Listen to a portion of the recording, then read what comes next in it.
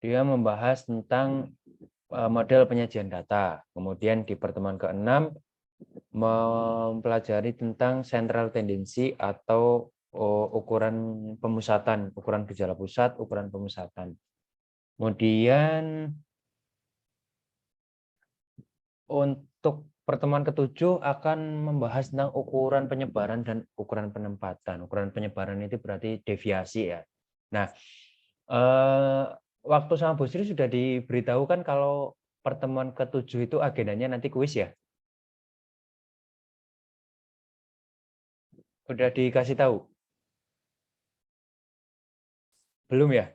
Ya, jadi kemarin Bu Sri titip pesan ke saya kalau pertemuan ke-7 ini nanti agendanya kuis serempak ya dari kelas A sampai kelas F. Jadi 1 minggu di pertemuan ke-7 itu agendanya kuis sekaligus mungkin untuk persiapan di minggu ke-8 UTS. Nah, jadi karena berhubung minggu ke-7 itu kuis, jadi materi untuk minggu ke-7 ini kan harus disampaikan antara di minggu ke-5 atau ke-6. Jadi materi yang harusnya disampaikan dalam 3 minggu ini akan dimampatkan dalam waktu 2 minggu gitu. Ya, kalian tidak perlu khawatir ya. Saya akan mencoba menjelaskannya dengan dengan bahasa yang semudah mungkin untuk kalian pahami gitu. Jadi untuk minggu saya plot dari saya adalah minggu ini kita fokus dulu untuk belajar tentang ini penyajian data. Kemudian di minggu depan, minggu ke-6 kita belajar central tendency dan ukuran penyebaran. Nanti digabung jadi satu. Seperti itu. Nah, tadi untuk materi hari ini filenya sudah saya kirimkan di grup itu. Ini akan saya buka dulu filenya. Ini kelas A kan ya? Saya agak lupa. Iya, Pak. Kelasnya banyak ya sampai F. Kalau di sains data itu karena prodi baru kelasnya baru ada 3, baru 3 kelas. Kalian satu angkatan berapa mahasiswa jumlahnya? Ini angkatan 2021 ya?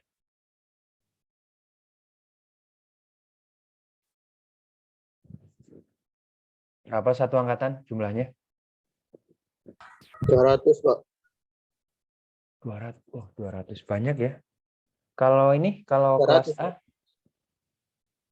Iya, kalau kelas A berapa yang ngambil di kelas A? Ini kalau di partisipannya sih 37, berarti dikurangi 1, 36. 36 ya peserta kuliahnya?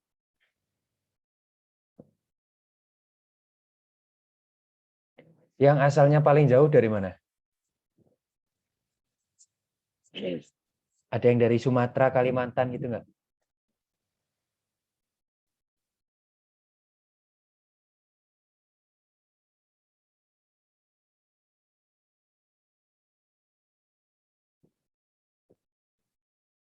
Nggak ada ya. Kalau ini siapa ini? Sebelum masuk ke materi, saya pengen kenalan-kenalan dulu sebentar ya sama kalian.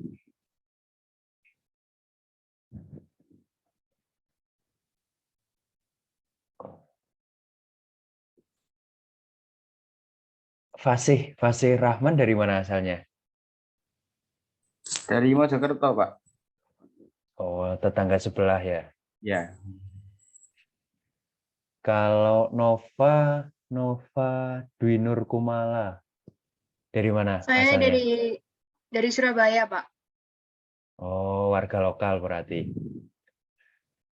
Iya, iya, iya. Kalau Reksi Prayitno asalnya dari mana Surabaya. Reksi? Surabaya, Pak. Oh, banyak. Banyak ya yang dari Surabaya ya? Mayoritas mungkin dari Surabaya. Satu lagi saya pengen banyak di satu lagi ya. Nur Saifuddin Fajar nih, yang backgroundnya SpongeBob ya. Asalnya dari mana Saifuddin? Saya dari Tuban, Pak. Oh, dari Tuban. Tuban kan yang ini ya, yang udah mau perbatasan sama Rembang itu kan ya? Iya, Pak. Iya, iya, iya. Oke, kita masuk ya, masuk ke materinya. Jadi di pertemuan 5 ini yang akan kita pelajari itu adalah tentang penyajian dan penyusunan data. Jadi setelah di pertemuan 1 sampai 4 kan kalian sudah belajar tentang konsep dasar statistik dan kegunaan statistik di ilmu di bidang kalian gitu. Terus kemudian kalian juga sudah belajar tentang data ya, bagaimana jenis-jenis data itu apa saja, terus kemudian skala pengukuran data itu apa saja. Lalu kemudian kalian juga sudah belajar bagaimana cara menyusun distribusi frekuensi data gitu. Nah, itu adalah tahap-tahap dalam analisis statistik gitu. Kalau misal kalian nanti melakukan riset, kalian melakukan studi kasus di lapangan yang berkaitan dengan pengumpulan data, penyajian pengumpulan data, analisis pengolahan data itu ya seperti itu. Awalnya kalian tentukan dulu datanya apa, lalu kemudian jenis skala pengukurannya apa, lalu kemudian kalian melakukan pengumpulan data dengan metode sampling. Metode sampling itu nanti mungkin akan dipelajari setelah UTS ya. Coba saya cek di RPS-nya. Nah, ini di pertemuan ke-9 nanti setelah UTS, pekan pertama setelah UTS, kalian akan belajar tentang teknik sampling ya. Nah, di situ nanti kalian belajar bagaimana cara mengambil data dari lapangan gitu. Kemudian setelah kalian dapat datanya, kalian susun dalam distribusi frekuensi ya. Kalau data yang kalian miliki itu adalah data yang berupa data kuantitatif, gitu, data numerik dengan skala pengukurannya interval atau rasio gitu. Nah, setelah itu kalian masuk ke tahap penyajian data, penyajian atau bisa juga dikatakan sebagai visualisasi data. Nah, kalau kalian kemarin waktu melakukan di pertemuan keempat itu kan kalian sempat juga menyusun distribusi frekuensi ya. Jadi sebelum masuk untuk menyajikan data, kalian susun dulu distribusi frekuensinya, distribusi frekuensi dari data yang kalian miliki.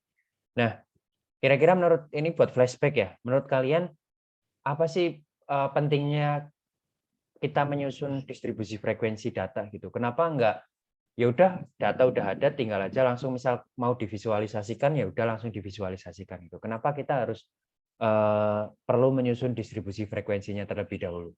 Menurut kalian kenapa?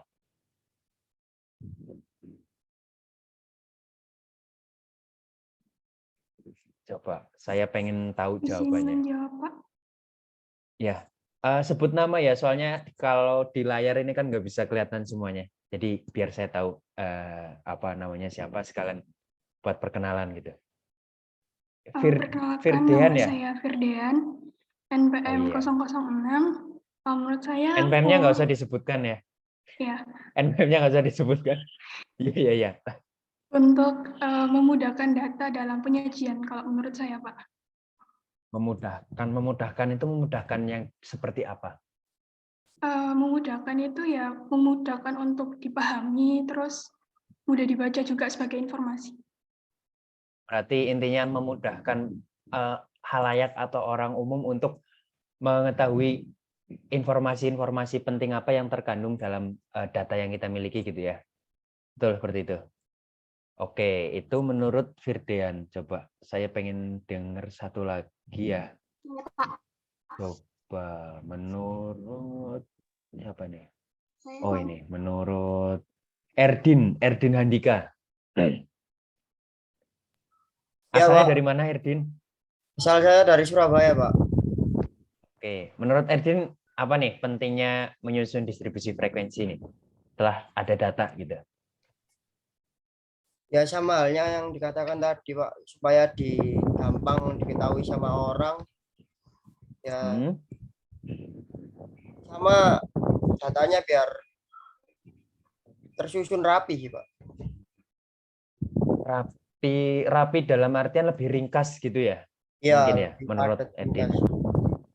Ya, soalnya kan ya itu jawaban dari Erdin tadi juga tepat juga ya, lebih rapi, lebih ringkas gitu. Soalnya coba kalian bayangkan misalkan data hasil pengamatan atau hasil survei kalian ada 1.000 atau 2.000 data gitu. Ya, kalian sebagai orang administrasi negara gitu kan berarti kan kalian mengurus administrasi yang skalanya negara kan, skalanya nasional. Berarti kan misal kalian melakukan riset, melakukan studi kasus terhadap permasalahan tertentu itu kan berarti ruang lingkupnya itu kan negara ya. Namanya negara itu kan luas, terdiri dari 34 provinsi. Data kan ya pasti jumlahnya juga kalian akan sangat mungkin akan terlibat dalam penelitian yang melibatkan sampel besar gitu.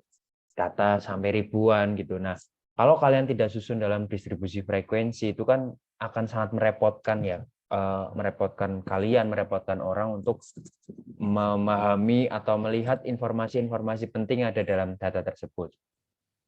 Nah, lalu kemudian setelah disusun distribusi frekuensinya, ternyata selanjutnya kita juga apa ya, ada langkah yang dinamakan dengan menyusun atau menyajikan data gitu. Jadi ternyata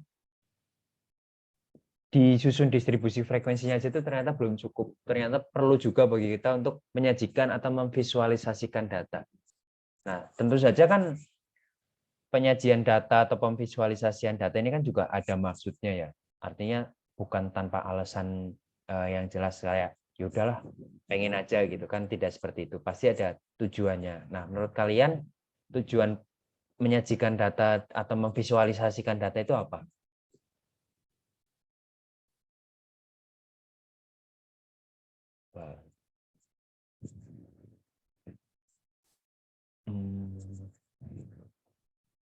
Hafiz Akbar mungkin mau jawab.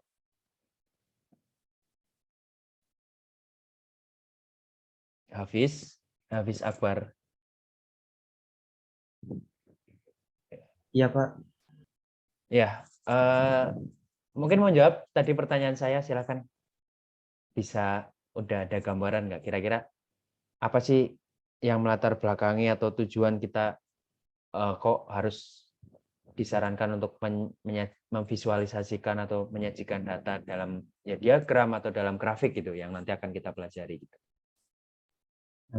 Menurut saya, Pak, sebelumnya saya minta maaf kalau saya off cam karena kamera saya sedikit error ya, Pak. Jadi menurut tidak saya maafkan. Ya udah nggak apa-apa, Pak. Iya nggak apa-apa. Silakan. Jadi menurut saya emang harus banget divisualisasikan dalam diagram ya, Pak. Soalnya biar lebih terlihat jelas gitu, Pak. Data yang membedakan itu apa saja gitu, Pak. Menurut saya gitu sih. Iya. Hafiz asalnya dari mana? Saya Surabaya Sidoarjo, juga. Pak. Oh, Sidoarjo, berarti dekat UPN juga ya. Ya, jadi jawaban dari Hafiz itu juga ini ya sudah cukup tepat. Artinya visualisasi data itu tujuannya itu adalah agar data yang kita miliki itu bisa tersajikan lebih ringkas lagi. Karena kadang kan kalau tujuan penelitiannya itu adalah skalanya nasional, otomatis ketika hasil penelitian atau hasil riset yang kita peroleh itu kan juga dipublikasikannya kan juga dalam lingkup nasional kan. Sedangkan kita tahu bahwa di Indonesia itu kan terdiri dari berbagai macam lapisan masyarakat lah gitu. Artinya tidak semua orang paham tentang apa distribusi frekuensi gitu. Misal kalian tanya ke orang yang latar belakangnya mungkin hanya lulus SMP atau lulus SD, mereka ditanya distribusi frekuensi belum tentu bisa kan, belum tentu tahu bisa jawab gitu. Interpretasinya apa. Nah, oleh karena itu dilakukanlah penyajian data dalam bentuk yang nanti misal diagram atau grafik itu adalah agar orang itu semakin mudah untuk memahami bagaimana informasi penting yang ada dalam data itu gitu. Sehingga tampilannya semakin ringkas, semakin mudah dilihat, semakin enak dilihat, tanpa menghilangkan informasi-informasi penting yang termuat di dalam data tersebut gitu. Itulah yang melatar belakangi mengapa penyajian data ini perlu untuk dilakukan.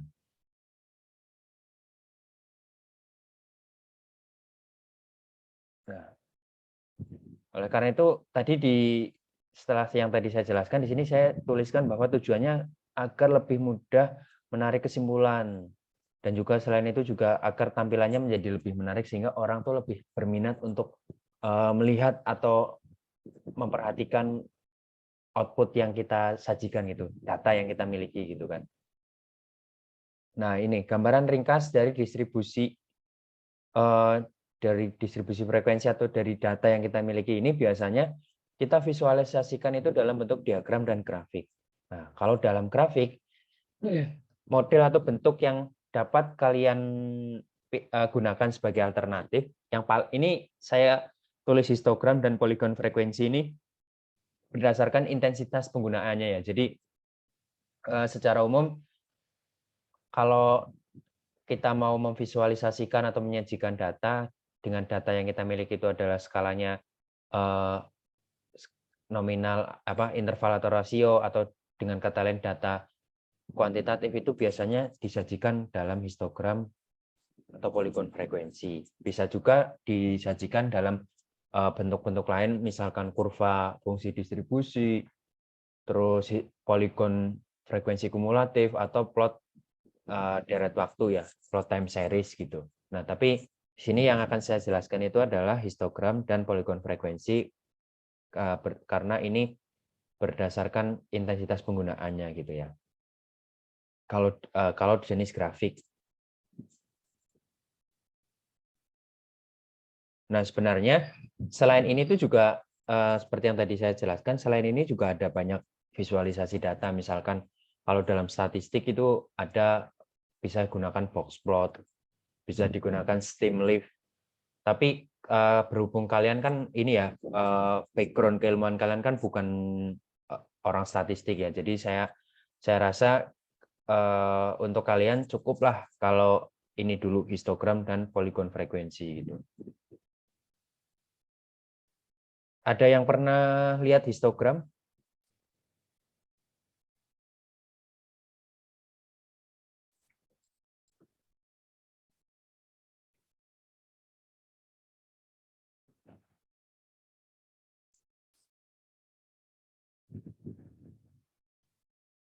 Waktu SMA kalian pernah ini enggak? Pernah diajari di mata pelajaran matematik itu pernah diajari ini enggak, cara membuat histogram, cara membaca histogram gitu?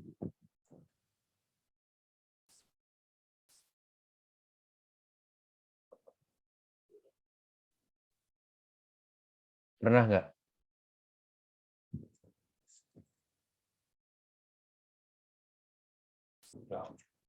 Kok nggak ada yang jawab? Berarti belum pernah semua nih.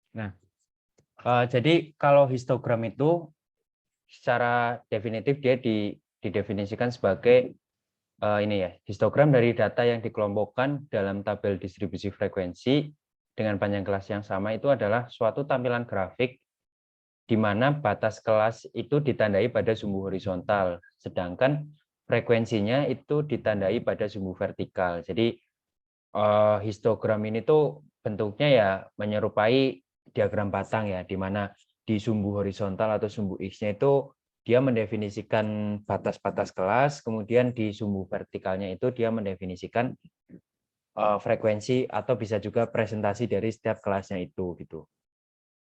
Nah, di sini ini saya berikan ya contoh histogram dan diagram batang biar kalian bisa ini ya, biar kalian bisa memahami perbedaannya gitu.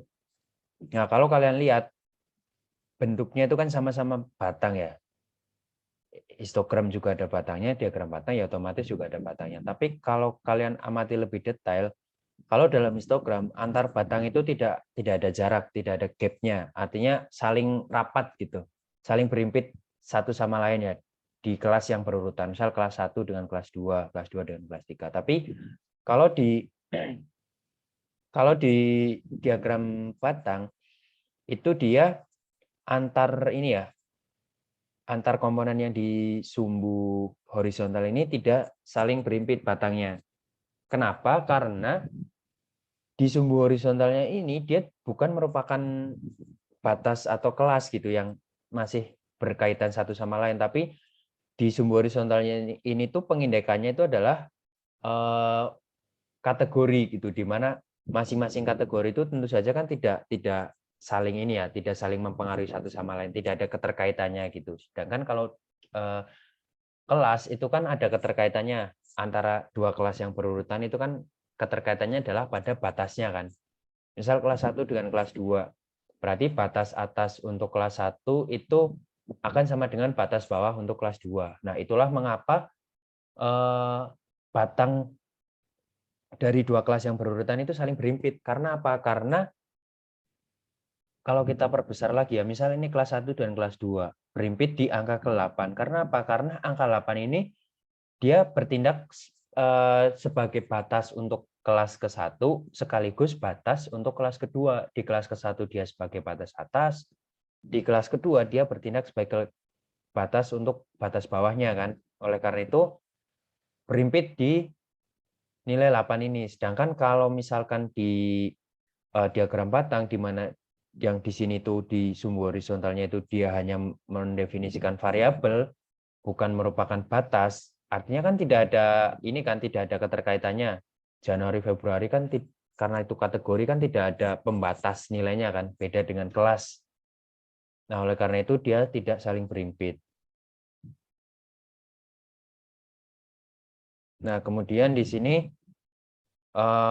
beberapa parameter yang membedakan antara diagram batang dan histogram ya. Kalau diagram batang itu tipenya biasanya digunakan untuk merepresentasikan data kategorik. Kalau histogram data kuantitatif itu tadi. Nah, kemudian space atau ruang itu kalau dalam diagram batang itu ada space-nya ya. Kalau di histogram tidak ada. Kemudian kalau ini panjangnya itu kalau di histogram itu dia panjangnya itu adalah panjang batangnya yang lebar ya. Lebar batangnya itu adalah selebar interval kelasnya. Nah, kalau di diagram batang itu lebarnya itu tidak ada ketentuan yang mengatur harus lebar apa gitu. Yang penting lebar antar kategorinya itu sama gitu. Oleh karena itu di sini saya sebutkan terdapat perbedaan penting antara diagram batang dengan histogram berdasarkan sifat datanya. Ya ini tadi itu ya. Kalau di histogram itu data kuantitatif, kalau di diagram batang itu data kategorik gitu. Nah, kemudian selanjutnya kalau histogram itu digunakan saat data yang kita miliki itu berupa data kuantitatif yang hanya terdiri dari satu kategori saja. Nah, kalau diagram batang itu digunakan saat data yang kita miliki itu adalah data kualitatif, tapi bisa juga data kuantitatif yang terdiri dari banyak kategori. Contoh data kuantitatif tapi terdiri dari banyak kategori itu adalah data angka penjualan. Angka penjualan, misal angka penjualan ini ya, mobil gitu. Nah, kalau nilai angka penjualan mobilnya itu sendiri itu kuantitatif apa kualitatif menurut kalian? Dari kalau skala pengukurannya gitu. Data penjualan mobil, misal 10 mobil terjual, 15 terjual, 20 terjual gitu. Itu termasuk kuantitatif apa kualitatif? Kuantitatif, Pak. Kuantitatif. Tapi misalkan kemudian mobilnya ada 5 merek gitu, atau ada 5 tipe, misal Avanza, Innova, terus Honda Jazz, Toyota Yaris gitu. Itu berarti kan dia terdiri dari beberapa kategori gitu kan. Nah, kalau kalian ketemu dengan bentuk yang seperti itu, kalau kalian mau memvisualisasikan, itu juga apa namanya, visualisasinya itu tidak bisa menggunakan histogram, tapi menggunakan diagram batang. Karena kalian tidak bisa kalau ketemu dengan data yang model seperti itu kalian tidak akan bisa menyusun distribusi frekuensinya. Nah, ini adalah langkah-langkah menyusun histogram. Jadi ada 4 ya, ada 4 langkah yang perlu kalian kerjakan ketika kalian akan membentuk suatu histogram itu. Yang pertama, menyusun distribusi frekuensi. Dengan susunan interval antar kelasnya itu tidak ada rongga atau jarak.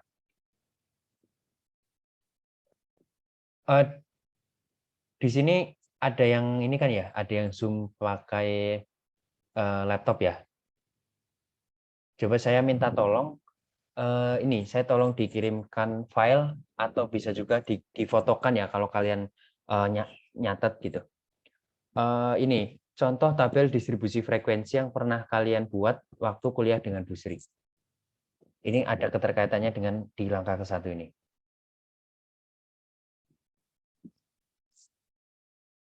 Minta tolong ya, salah satu dikirimkan di grup.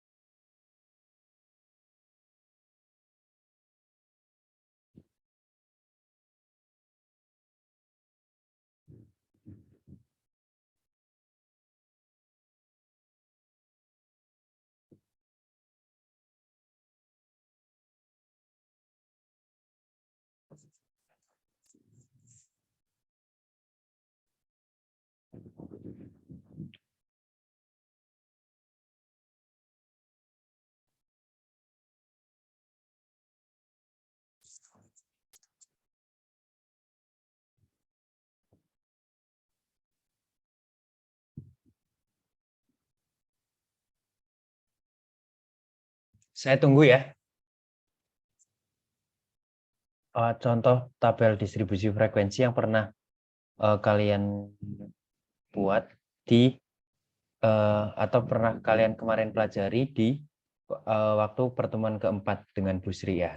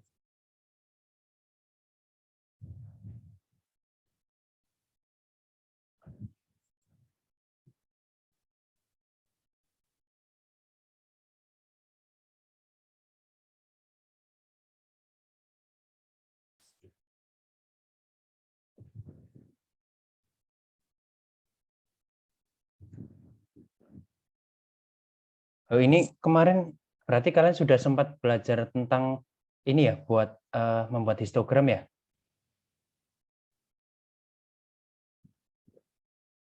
Atau belum? Yang histogram Halo? kayaknya belum, Kak. Oh, belum ya. Oh, ini tuh ini ya, apa namanya yang contoh tabel distribusi yang sudah ada dari berbagai sumber itu berarti belum belum dibahas sampai histogram ya? Belum, Pak. Oke, ya.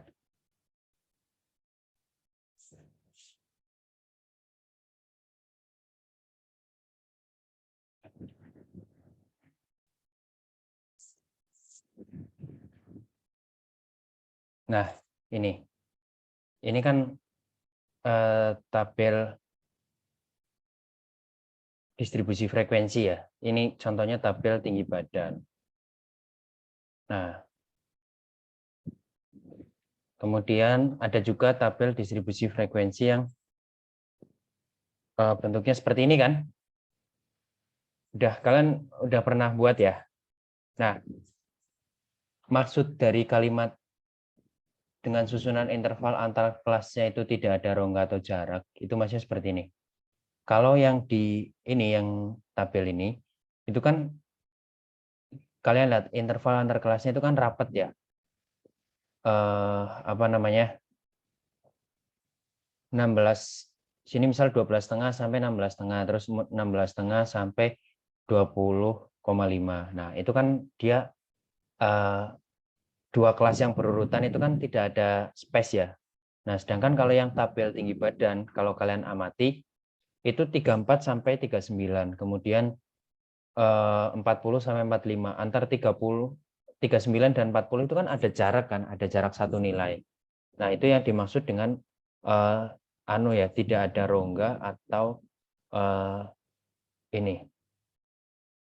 jarak gitu. Kenapa ini penting untuk kalian pahami? Karena ketika kalian nanti bertemu dengan data asli itu kan tidak selalu data yang akan kalian temukan itu datanya angkanya bulat ya. Bisa juga misal kalian itu nanti ketemu ketika melakukan penelitian gitu, misalkan nilainya itu 39,5 gitu. Kalau misal tabel distribusi frekuensi yang kalian buat seperti ini, 39,5 mau dimasukkan ke kelas mana? Mau ke kelas 1 bisa nggak 39,5? Nggak bisa ya. Terus kalau dimasukkan ke kelas 2 bisa nggak? Nggak bisa juga kan? Nah, oleh karena itu, ini kalian perlu untuk membuat tabel distribusi frekuensi yang bentuknya seperti ini, di mana antar intervalnya itu tuh tidak ada interval antar kelasnya ya, itu tidak ada jarak gitu, rapat.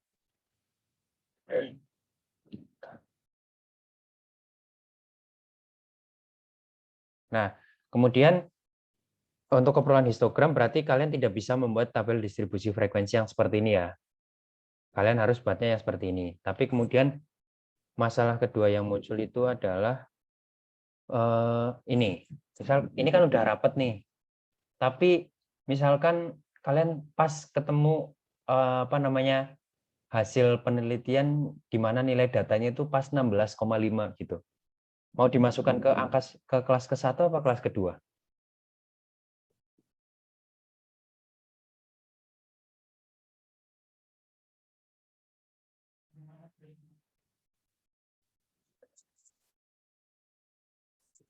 Kalau dimasukkan kelas ke-1 bisa? Bisa nggak?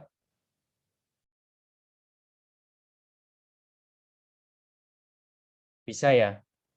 Kemudian kalau misal saya pengen masukkan ke kelas 2 bisa juga nggak?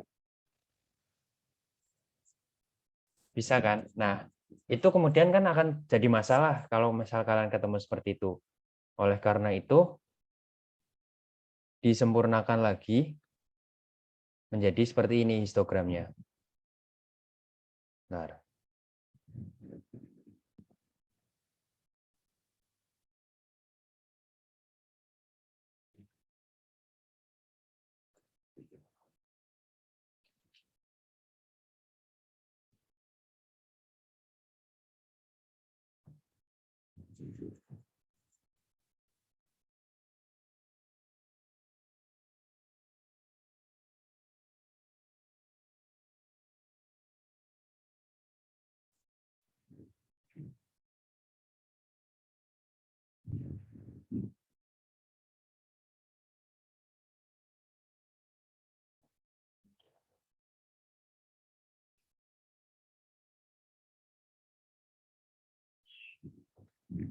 Nah, disempurnakan lagi menjadi seperti ini. Bedanya dengan yang di atas ini tuh adalah apa namanya? Kalau yang di atas itu nilai batas-batasnya itu dia pakai yang tepi batas bawah, tepi batas atas gitu kan. Kalau tepi batas atas, tepi batas bawah itu kan dia dikurangi ini kan, dikurangi 0,5 gitu kan. Nah, tapi kemudian kalau kita paksakan seperti ini akan muncul ini akan muncul masalah kalau misalkan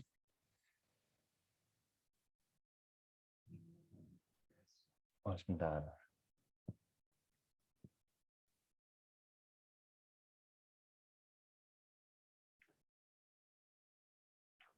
Akan muncul masalah kalau misal ini tadi ada nilai yang misal pas muncul 16,5 gitu. Itu dia akan menjadi bingung mau dimasukkan kelas 1 atau kelas 2. Nah, oleh karena itu solusinya itu intervalnya itu dibuat seperti ini. Pakai kurang dari sama dengan dan kurang dari. Terus tidak pakai lagi ini ya, tidak pakai lagi batas tepi batas atas atau tepi batas bawah. Jadi langsung ditulis seperti ini. Paham nggak sampai sini?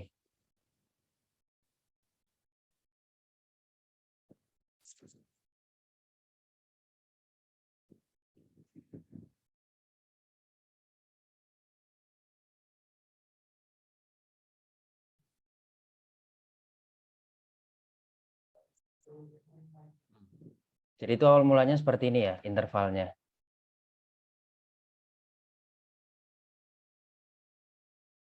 (13 sampai 16).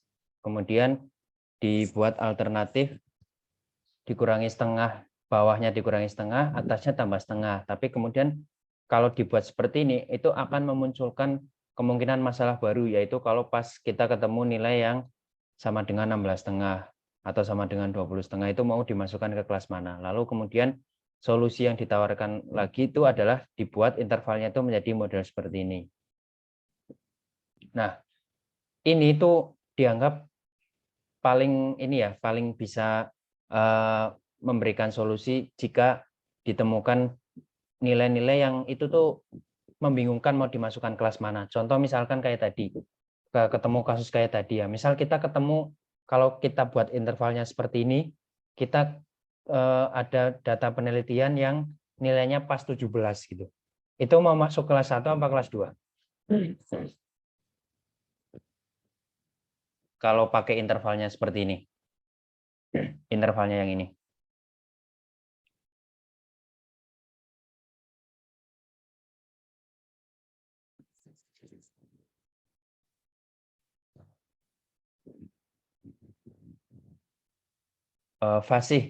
Fasih Rahman, kalau saya punya nilai datanya 17, masuk kelas 1 atau kelas 2? 2, Pak. 2 ya, karena kan di sini kan kelas 2 itu dimulai untuk lebih besar atau sama dengan 17 sampai kurang dari 21. Nah, ini artinya bisa memberikan solusi atas permasalahan-permasalahan yang mungkin akan muncul ketika kita bertemu dengan data-data yang seperti yang tadi saya jelaskan ya. Nah, kalau mau membuat histogram itu sebaiknya disarankan pakai tabel distribusi frekuensi yang seperti ini. Tidak pakai yang seperti ini, yang ada rongganya, atau yang seperti ini. Gitu ya. Nah, kemudian saya lanjutkan. Untuk step kedua, yaitu kita masuk ke menggambar batang dengan lebar yang sama. Lebarnya itu lebarnya itu adalah senilai ini. Lebar interval kelasnya gitu ya. Misal lebarnya 2, berarti ya batangnya itu lebarnya 2 gitu di diagram Cartesiusnya gitu. Kemudian ketinggian batang disesuaikan dengan frekuensi dari masing-masing kelasnya. Nah, tepi batang itu mewakili kemudian tepi batang itu mewakili batas atas untuk satu interval dan batas bawah untuk interval berikutnya. Jadi untuk dua batang yang berurutan, nilai di tengah-tengahnya itu kan ini ya, nilai yang di tepi batangnya, karena di batang yang kelas yang lebih rendah itu dia bertindak sebagai batas atas, kemudian di kelas yang lebih tinggi dia bertindak sebagai batas bawah, seperti itu. Nah, kemudian batang yang terbentuk untuk setiap kelas nantinya saling berhimpit. Kemudian yang perlu dijadikan catatan lagi adalah selain menggunakan batas bawah, kalau kalian mau buat histogram itu untuk pembatas kelasnya itu kalian bisa juga pakai batas atas. Nah, yang membedakan nanti di peletakannya. Kalau misalkan kalian mau pakai batas bawah, berarti peletakannya itu di tepi kiri, tepi sebelah kiri batangnya. Kalau misalkan ilustrasinya seperti ini ya. Nah, ini contoh histogram yang saya buat, itu dia saya gunakan pakai tepi bawah. Batas bawah, maaf maksud saya. Di sini 13, ini adalah batas bawah kelas 1, 17 batas bawah kelas 2, 21 batas bawah kelas 3, sampai terakhir 37 itu batas bawah untuk kelas ke-7. Nah, kalau sudah pakai batas bawah, tidak perlu pakai batas atas. Makanya di sini itu kosong, tidak ada nilainya. Karena kan ini kelas terakhir. Kalau di sini ditaruh nilai, itu kan berarti dia jadi batas atas kan. Nah, itu tidak perlu, cukup satu saja. Nah, kalau misal mau pakai batas atas, berarti 13-nya dihapus, mulainya dari 17, 21, 25, sampai di sini berarti 41. Gitu. Jelas ya? Ya. Nah, lalu selanjutnya, setelah histogramnya terbentuk, kalian tinggal memberikan label ya, memberikan keterangan gitu. Di sumbu horizontalnya itu kalian beri keterangan nilai datanya itu nilai apa, kemudian di sumbu vertikalnya diberi keterangan frekuensi. Bisa juga nanti kalau kalian mau pakai persentase ya bisa pakai persentase gitu. Contoh di sini misal nilai UTS, berarti nanti di sumbu Y-nya nilai UTS gitu.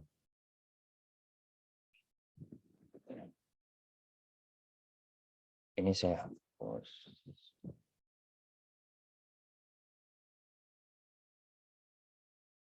Nah, dengan mengacu pada tabel distribusi nilai UTS ini kan diperoleh tabel distribusinya itu yang ini. Jadi ini itu adalah tabel distribusi frekuensi untuk nilai UTS yang ini ya. Nah, dengan mengacu pada ini, tabel distribusi frekuensi yang ini, kita peroleh bentuk histogramnya itu adalah seperti ini. Lalu setelah kita selesai membuat histogram, kita juga perlu untuk melakukan interpretasi gitu, interpretasi secara singkat, atau bisa juga disebut dengan analisis lah, analisis histogram gitu. Nah, tujuannya itu adalah untuk menambahkan informasi penting gitu. Jadi kan tidak semua orang bisa tahu, oh ini tuh apa sih gitu. Ini tuh maksudnya gimana, itu kan tidak semua orang tahu. Oleh karena itu kita berkewajiban untuk membuat interpretasi yang itu di dalamnya itu memuat informasi-informasi penting yang berkaitan dengan data yang kita miliki. Jadi analisis atau interpretasinya itu tidak harus seperti ini ya. Jadi bebas, terserah kalian interpretasinya mau seperti apa, asalkan masih sesuai dengan data atau sesuai dengan histogram yang terbentuk gitu.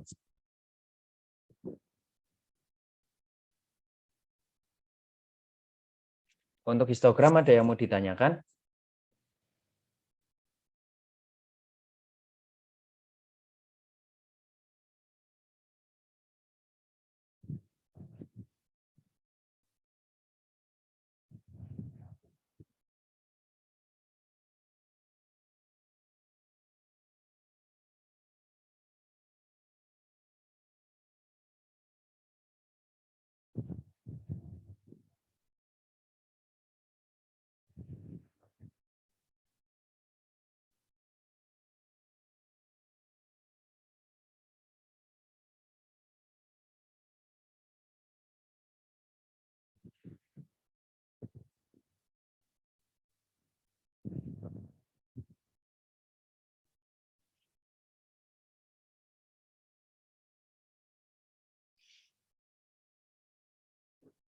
Kalau tidak ada, saya lanjutkan ke ini ya, poligon frekuensi. Jadi setelah tadi kalian belajar untuk membentuk histogram, di sini saya juga akan berikan ini ya, cara untuk menyusun poligon frekuensi. Nah, jadi kalau poligon frekuensi itu konsepnya hampir sama ya dengan histogram, yaitu memvisualisasikan tabel distribusi frekuensi ya, agar lebih mudah untuk dipahami. Namun yang membedakan dengan histogram itu adalah kalau di poligon frekuensi itu disusun atas garis ya, bukan batang. Kalau histogram itu kan dia disusun atas batang-batang gitu. Nah, kalau di poligon frekuensi dia tersusun atas garis-garis. Nah, garis yang menghubungkan titik-titik yang merupakan perpotongan antara nilai tengah kelas dan frekuensi kelas yang bersesuaian gitu. Jadi kalau di poligon frekuensi itu dia pakainya titik tengah, nilai tengah kelas. Kemudian antara nilai tengah kelas dengan frekuensi kelas yang sama itu ditarik ini ya, perpotongan. Nah, di pas yang di perpotongannya itu kemudian di situ diberikan titik, titik, nanti antar titiknya itu dihubungkan dengan garis. Nah, nanti terbentuk yang dinamakan dengan poligon frekuensi. Di sumbu X, nilai tengah kelasnya itu ditaruh di sumbu X, kemudian di sumbu Y-nya itu adalah ini frekuensinya gitu. Lalu bagaimana langkah-langkah menyusun poligon frekuensinya? Itu ada 6 ya di sini. Pertama tentu saja kalian susun dulu distribusi frekuensinya, kemudian kalian tentukan nilai tengah untuk masing-masing kelas. Lalu kemudian pada diagram Kartesius, kelasnya tadi ya diletakkan di sumbu X dan frekuensinya sumbu Y. Dan membuat titik perpotongan sampai yang terakhir itu adalah menghubungkan setiap titik-titik yang ada gitu di dua kelas yang bersebelahan. Nah, ini dengan mengacu pada ini ya, tabel distribusi frekuensi yang ini, yang nilai UTS. Oh, ini harusnya 41. Nilai UTS itu diperoleh tabel distribusi tabel poligon frekuensinya itu adalah seperti ini.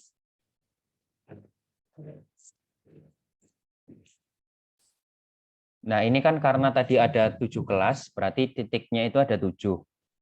Kemudian masing-masing titik yang terbentuk itu dihubungkan dengan garis-garis ya, dari mulai titik pertama sampai titik ke-7.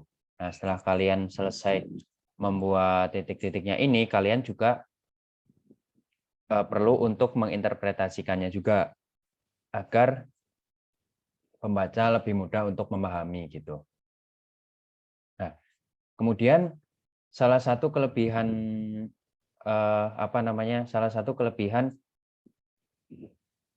poligon frekuensi jika dibandingkan dengan histogram itu adalah ini. Pada poligon frekuensi itu lebih memungkinkan kita untuk membuat perbandingan pergerakan dari nilai frekuensi atas dua distribusi frekuensi yang berbeda gitu. Contohnya misalkan gini. Ini anggaplah ini adalah poligon frekuensi untuk kelas A ya. Lalu kemudian saya juga punya data nilai UTS kelas B gitu. Terus saya pengen membandingkan gimana pergerakan pergerakan nilainya gitu. Nah, pergerakan frekuensinya gitu. Kemudian saya buat poligon frekuensi juga untuk kelas B, tapi dalam satu bidang yang sama gitu. Misalkan ini kan ada kelas A, saya tambahkan lagi kelas B. Jadi nanti bisa bisa dibuat grafiknya gitu. Misalkan yang kelas B itu grafiknya naik terus gitu. Misal saya buatkan lagi juga untuk kelas C. Jadi ada 3 ya, ada 3 poligon dalam satu bidang ini. Ada 3 kelas C misalkan grafiknya turun gitu. Nah, kalau kayak gitu kan ini ya akan lebih enak dan lebih mudah untuk kita melihat perbandingannya gitu. Bandingkan dengan misalkan kalian ini perbandingannya mau pakai histogram gitu. Bisa nggak kita buat 3 histogram dalam satu dalam satu bidang yang sama. Ya sebenarnya bisa saja ya, tapi kan kemudian nanti akan memunculkan interpretasi yang susah gitu. Contoh misalkan di sini, ini histogram untuk kelas A, saya tindih, saya tutup dengan histogram kelas B. Misal bentuknya hampir mirip gitu, panjangnya hampir sama, itu kan nanti kan kita melihat perbedaannya akan lebih susah gitu daripada kalau pakai poligon frekuensi, karena dia hanya garis gitu kan, lihat perbandingannya lebih mudah gitu. Nah itulah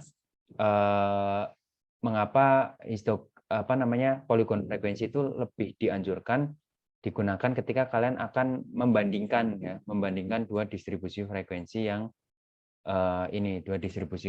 yang berbeda gitu.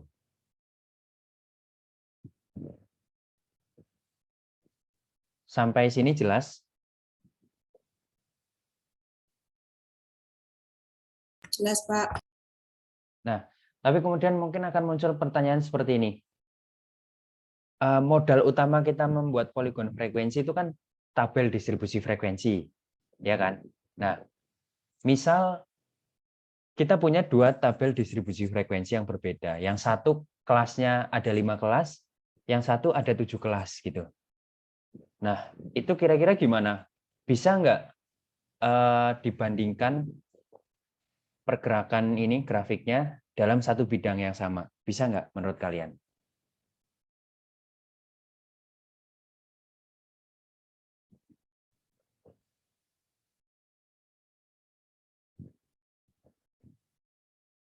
Kira-kira bisa nggak? Pak, menurut siapa nih? Menurut Makrufatus bisa nggak?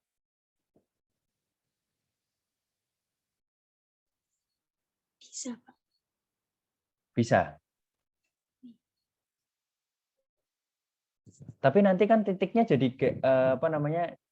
jadi geser-geser karena kelasnya beda gitu kan. Nilai tengahnya jadi geser, artinya membandingkannya itu nanti tidak menjadi kurang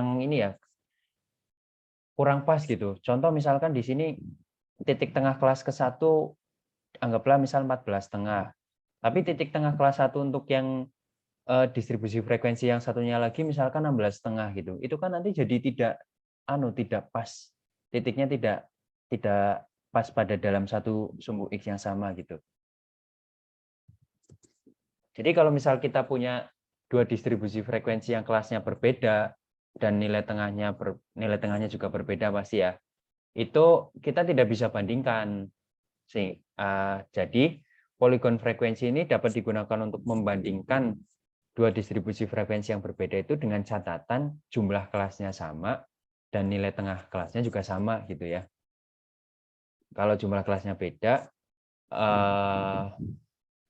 dan nilai tengahnya berbeda itu ya kurang pas lah. Ya bisa kalau mau dipaksakan tetap bisa digambarkan gitu, tapi menurut saya kurang pas karena itu menjadi tidak sebanding gitu. Itu. Nah, kalau kemarin waktu sama Bu Sri untuk penyajian tabelnya itu kalian diajarinya apa aja? Tabel distribusi frekuensi udah ya. Terus selain itu apa?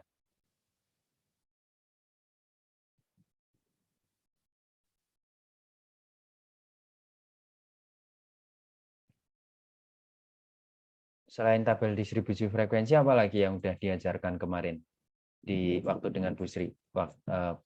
Yang belajarnya apa lagi?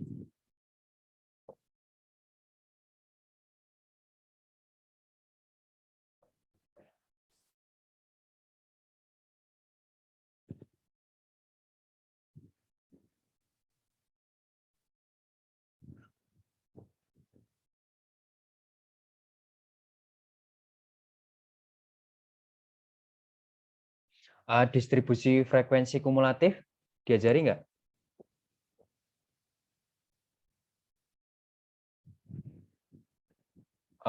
Terus ini tabel cross step tabulasi silang udah belajar itu nggak? Pak. Belum ya? Kok? Kalau belum berarti nanti ini ya saya tambahkan untuk pengayaan, tapi nanti saya tambahkannya pakai video pembelajaran ya, biar maksudnya nanti semua kelas bisa mempelajari hal yang sama gitu. Nanti saya upload di YouTube. Jadi ini belajarnya untuk saat ini ya ini aja dulu ya. Nah, berarti yang poligon frekuensi kumulatif saya skip dulu karena kalau poligon frekuensi kumulatif ini acuannya adalah tabel distribusi kumulatif. Kalau tadi itu kan yang histogram sama poligon frekuensi itu kan acuannya ini kan tabel distribusi frekuensi saja, tidak frekuensi kumulatif. Nah, kalau ini acuannya tabel distribusi frekuensi kumulatif. Oleh karena itu, ini saya lewati dulu ya, nanti saya jelaskan di video pembelajaran. Nah, yang selanjutnya selain dua hal yang tadi sudah saya jelaskan itu ada juga kurva distribusi frekuensi. Nah, kalau kurva distribusi frekuensi ini acuannya itu adalah histogram. Jadi dia membentuk kurva berdasarkan histogram yang terbentuk. Jadi kalau tadi ini, kalau yang poligon frekuensi ini itu kan dia acuannya kan nilai tengah ini kan, nilai tengah kelas ya dari tabel distribusi frekuensi, kemudian dihubungkan titik-titiknya. Sedangkan kalau ini kurva distribusi frekuensi itu acuan dia dalam membuat kurva atau garis ini itu acuannya adalah histogram. Ini kalau di kalau di bidang di luar statistika ya, maksudnya di luar program studi statistika itu mungkin jarang sekali dipakai gitu. Tapi kalau di statistik itu biasanya ini dipakai untuk melihat karakteristik distribusi, kemiringan, kemencengan gitu-gitu. Nah, tapi ini saya berikan saja ke kalian untuk ini ya, untuk biar wawasan kalian lebih luas. Nah, contoh kalau dari histogram ini.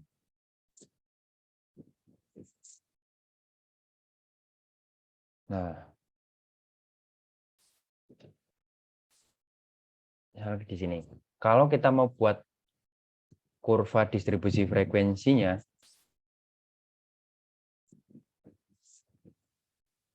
itu menjadi seperti ini.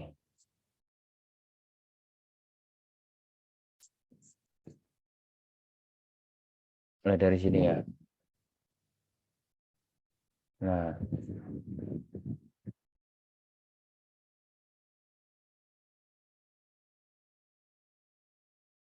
Nah, kira-kira seperti inilah. Maaf kalau gambarnya jelek ya. Soalnya ini saya pakai pakai yang aplikasi yang tools yang ada di Word itu. Kira-kira seperti ini. Ini kalau pakai kurva distribusi frekuensi. Nah, untuk penyajian dalam grafik jelas ya.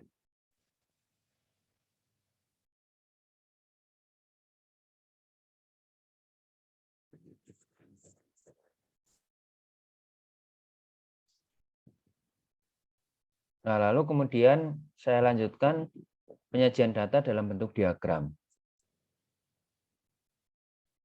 Kalau penyajian data dalam bentuk diagram itu digunakan saat data yang kita miliki itu adalah berupa data kategorik atau data kualitatif.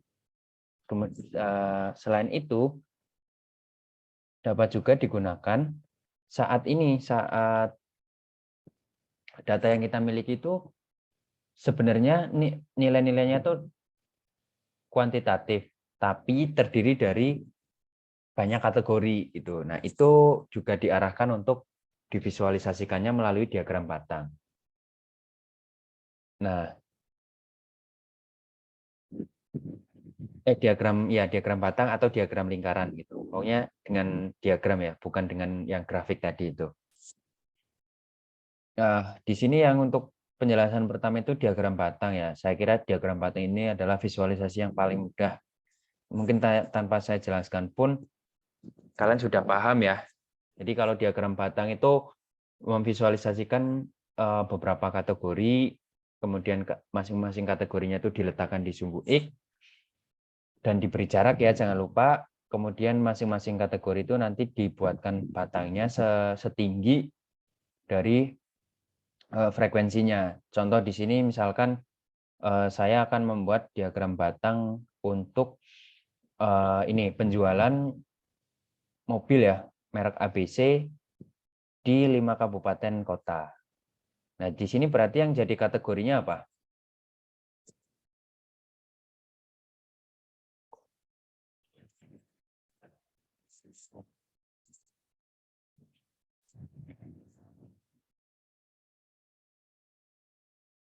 Menurut kalian yang jadi kategorinya apa di situ?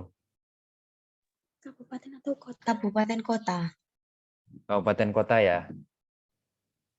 Karena apa namanya, kalau misalkan ini tidak ada kabupaten atau kota, itu kan dia datanya tetap kuantitatif satu kategori gitu. Itu mungkin apa namanya, masih memungkinkan kalau kita mau ini ya, mau membuat pakai yang diagram itu, pakai histogram atau poligon frekuensi.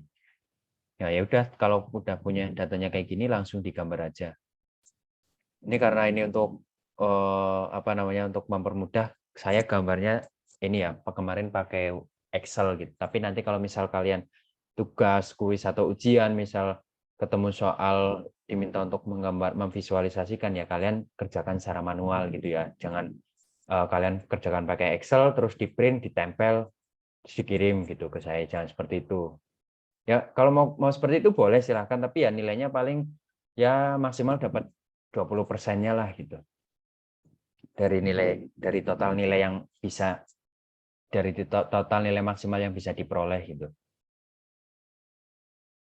Nah, selanjutnya visualisasi selanjutnya itu adalah diagram lingkaran.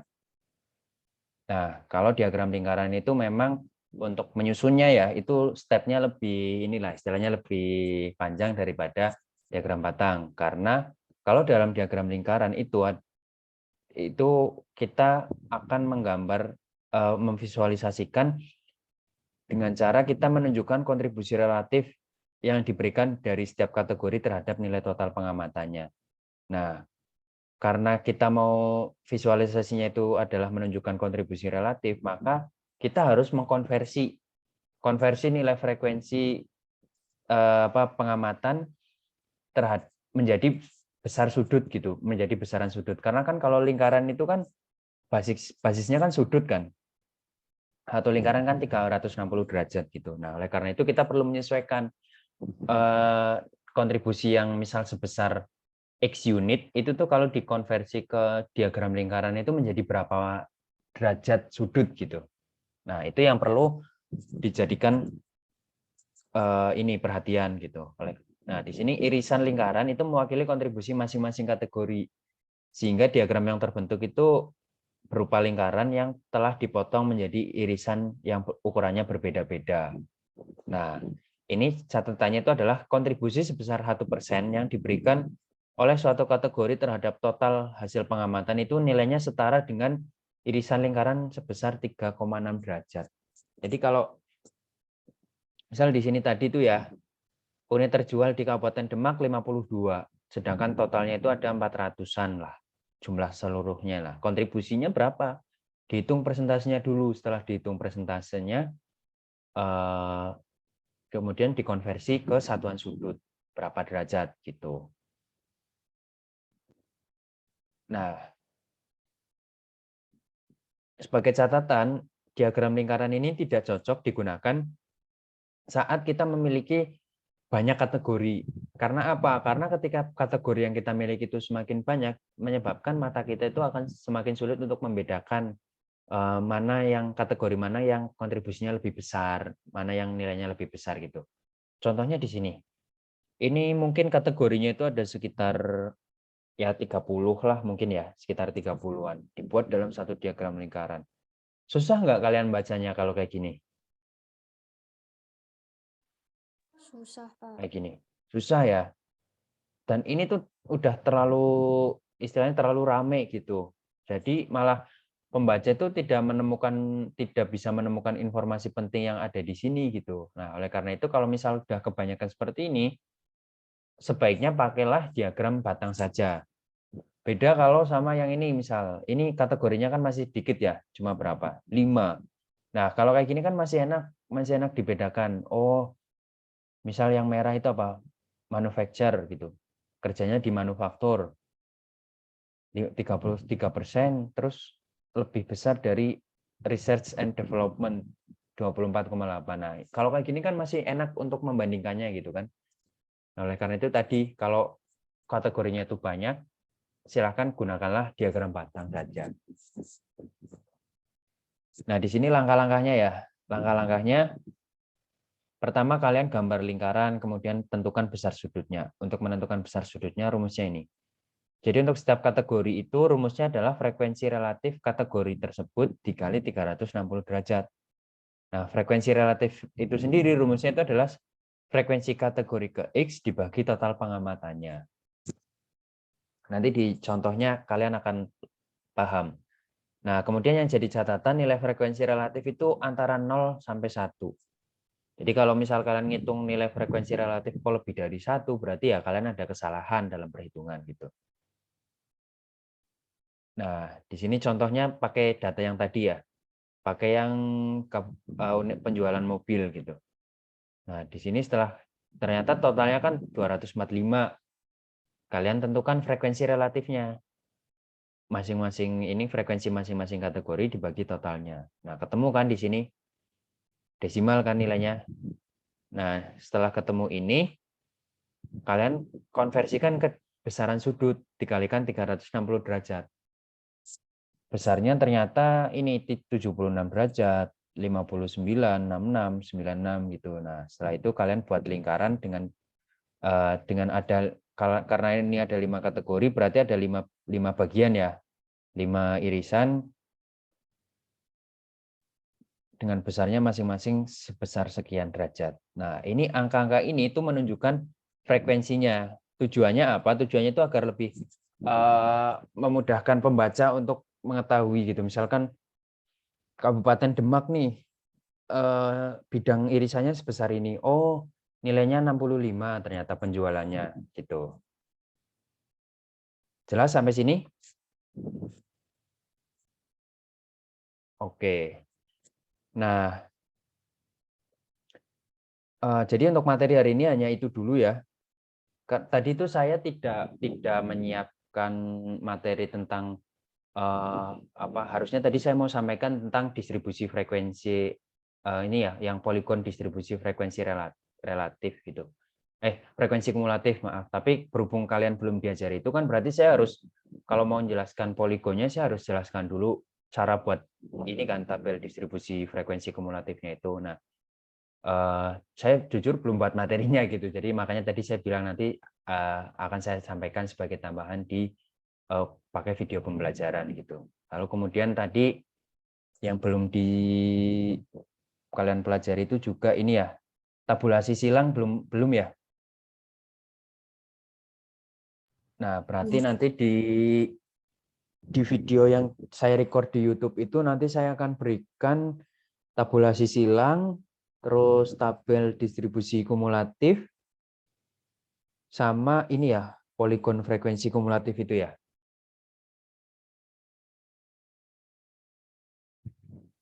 Bentar. Diagram batang daun, stem leaf. Ya. Ya, saya rasa cukup itu sih yang jadi tambahan ya. Karena cross step itu juga sering dipakai juga untuk di ilmu-ilmu sosial gitu. Misalkan ada data kalian melakukan penelitian yang isinya itu tentang jenis kelamin, kemudian tingkat penghasilan, kemudian tingkat pengeluaran. Nah, kalian ingin lihat jenis kelamin perempuan yang rata-rata jenis tingkat pengeluaran untuk jenis kelamin perempuan saja. Nah, itu pakainya nanti cross step. Itu gunanya cross step itu kalau kalian mau mengkombinasikan frekuensi dari 2 kategori yang berbeda itu berapa frekuensinya. Itu pakainya itu cross step gitu ya. Nanti saya jelaskan. Nah, di sini ada latihan soal ya. Ada 5 soal. Ini sama ya dengan kelas yang lain juga sama. Ada 5 soal. Ini nanti saya mintakan sebagai tugas. Dikumpulkannya minggu depan. Nah, karena ini tugas, silahkan kalian mau diskusi kerjasama dengan teman-teman yang lain silahkan. Tapi catatan yang harus kalian perhatikan itu adalah ini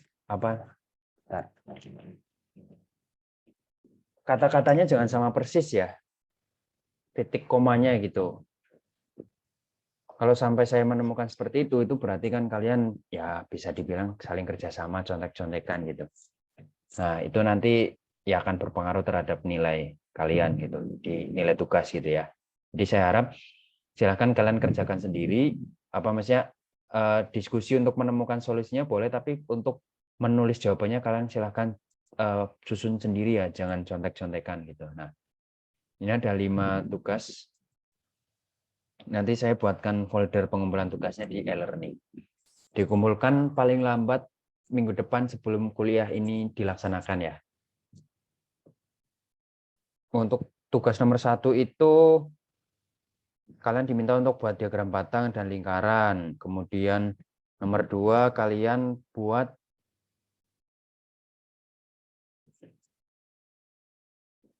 poligon frekuensi relatif.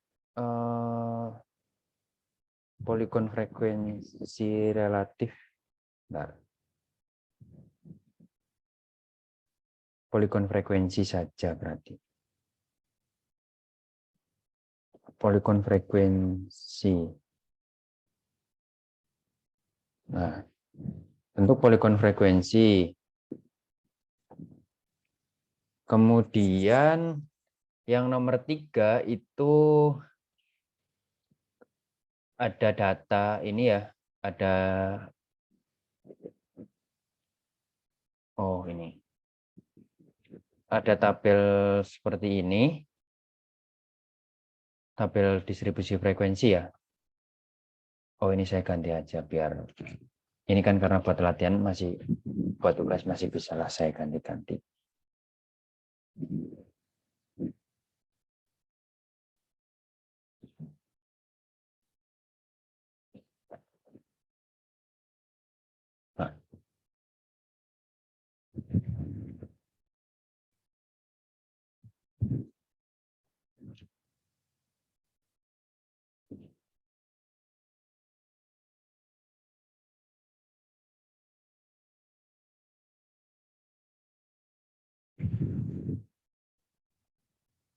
Nah, ini dengan X-nya ini maksudnya nilai impor ya.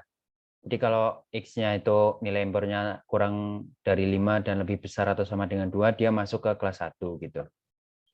Nah, kemudian dari sini silakan kalian bentuk histogramnya.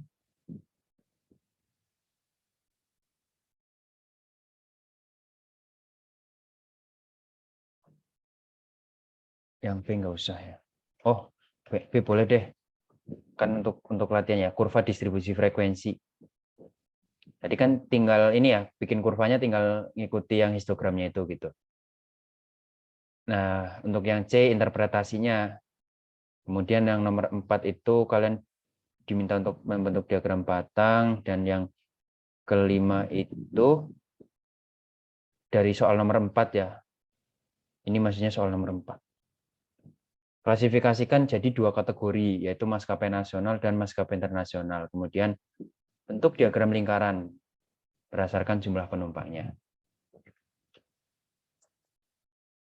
Untuk soal jelas atau ada yang mau ditanyakan?